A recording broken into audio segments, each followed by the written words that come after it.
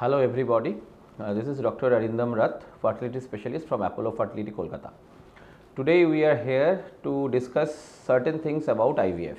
IVF, we all know that it's an in vitro fertilizations where the gametes, the egg and the sperm will be fertilized outside the woman's womb, and then after culture for 4 to 5 days, then it will be pushed into the uterine cavity. Now there may be various reasons or the indications for which a patient or the couple will be compelled to go for IVF. So now first we consider the female causes for which a couple should go for a IVF. The first and the foremost for which a woman should go for IVF is basically a tubal factor. Now we know there are two fallopian tubes which help the eggs to come into the tube and then the sperm swim through the uterine cavity into the fallopian tube and the fertilization takes place. If there is any reason for which the tubes are blocked, there can be various reasons like tuberculosis, infections, there can be obstructions or something like that, or then previous surgeries, previous ligations or previous any other damage to the fallopian tube. Whatever may be the reasons, if the fallopian tubes are not functioning properly, then that is a reason that you have to think for a IVF. So what happens in the tuberculosis? The tuberculosis infections, the tube gets damaged, so they will be swollen. So many times the tube doesn't function at all. So we have to think for IVF in these particular cases. Now the other female causes for which we can think for IVF is endometriosis. Endometriosis grade 3, grade 4, where the tubules are affected, there are chocolate cysts. Even after surgery, woman is not conceiving within 3 to 4 months. We have to think for IVF because the eggs will be deteriorated in these kind of patients.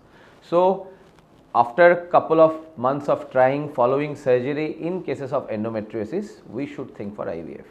Then polycystic ovary. Polycystic ovary which is not responding following laparoscopy or following gonadotropic stimulations, they are not conceiving with IUI or not able to do a follicular stimulations following injections also. We have to consider IVF because there will be a proper stimulation for this kind of patients and we can get a better oocyte and then the fertilization can be taken place outside the womb.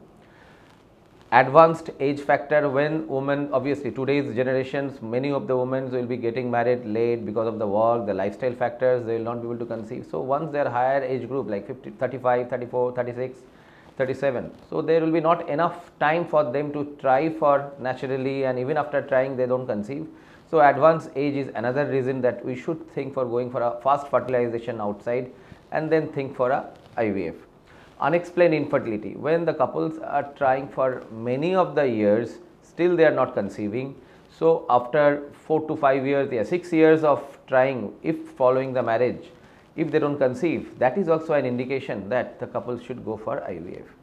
Now some of the cases we see that the woman has undergone a menopause, or there is a chances of condition called premature ovarian failure, when the woman has lost all her eggs. So in these cases also we can go with an IVF with a donor eggs. So in the another woman who is fertile, she is above 30 years of age, they can donate their eggs, and at the same time the woman's husband can fertilize with these eggs and produce the embryos, which we can again put it inside the uterine cavity through the IVF. Now coming to the male factors. So the male factors, there are many of the cases we now see the male infertility which is rising very much. So this term called oligospermia, where the sperm count is very poor, the motility is very poor, in the morphology is also poor.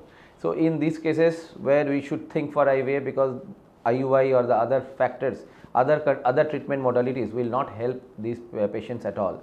Then the condition called azoospermia, there is complete absence of sperm. In some of the time that we see that the sperm which is not coming out, that can be produced inside, or it can be due to a blockage or something, the sperm can be there inside.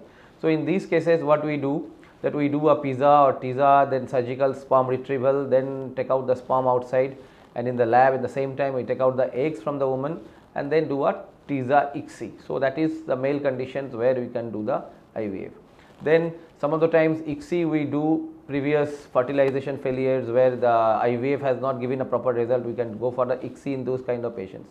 Then previous abnormal baby or chromosomal abnormalities, we can go for PGS or PGD. So there this will be a IVF which will be done, and then we see the selective chromosomes which are causing the problem, or maybe the thalassemia trait, these kind of patients.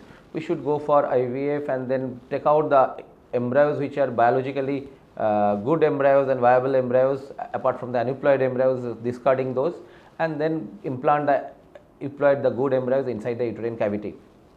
So, even in cases of sometimes fertility preservations, when there is a chemotherapy, the chances of that the patient, the woman will be undergoing a chemotherapy, or the male will be undergoing chemotherapy. In these cases, we can preserve the eggs before they go for a chemotherapy, so that following the chemotherapy overs, or once they get their partner and once they are ready, we can thaw these eggs and fertilize with the husband's sperm and then go for the IVF. So, these are the basic reasons or the indications for which a patient or the couple can think or decide to go for IVF. Thank you.